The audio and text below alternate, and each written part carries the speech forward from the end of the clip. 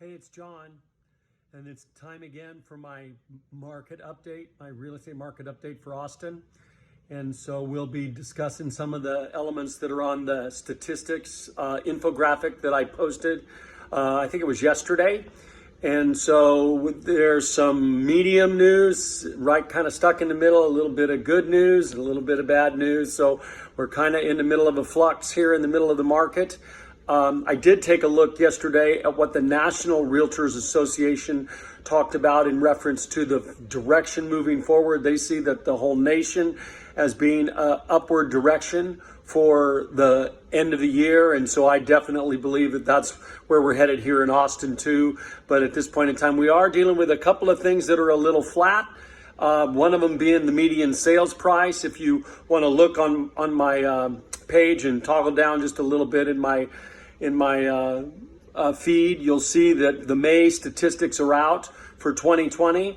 So this is, lagging us about, a month. We're just about a month behind when we finally get all of our statistics together. So the median sales price it had a zero increase in a year over year compared to last year's May. So it was $329,893 is the median price. Now, the number of days houses are sitting on the market is still falling. So it fell 3 days in May. And it had fallen more than that, I think, in April. But it's still falling. The number of closed sales is down almost 30% year over year. That's 29% year over year for the number of closed sales. So the number of active listings is down 18%. And this is really probably one of the key elements that's driving the whole element of sales being lower than they have been in the past is that there's just not as many listings, not as many people bringing their home to the market for sale. And that's, for a number of reasons, but probably a large one is people just don't know that they want to have someone they don't know coming through their house to look at their house while we're in the middle of the COVID pandemic. And so also we see that new listings are down, active listings are down, new listings are down 15%, but pending sales are up 14% in May. So that means the number of homes that actually went under contract this May was 14% higher than last May. So we are seeing that there's still, when there's inventory on the market, there's still a desire for that inventory. There's still people out there that want to buy homes. And so, as a matter of fact, we saw in May of 2020, inventory actually dropped. So it went from 2.6 last year in May to 2.0 months of inventory this year in May. And remember, inventory is the major indicator of the direction in general that price is going to go.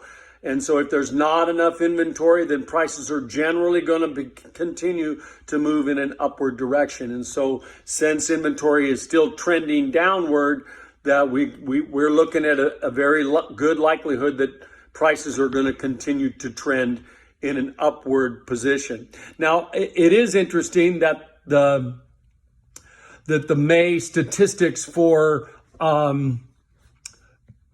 Travis County, now we've been looking at Austin Round Rock, which is what we focus mostly on when we're looking at the overall numbers for the Austin area.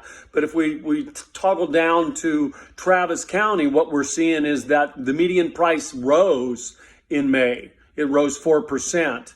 And that also the average days on market dropped in Travis County. Now we had an even larger decrease in number of closed sales last month in the month of May for Travis County. So there was a downward turn in actual closed sales, but there's also still a drop in Travis County of its months of inventory, which is only at 1.9, which is extremely low for inventory in Travis County. So we see that the tendency in the market tends to still be toward low inventory, which generally means rising prices as long as we continue to have buyers in the market.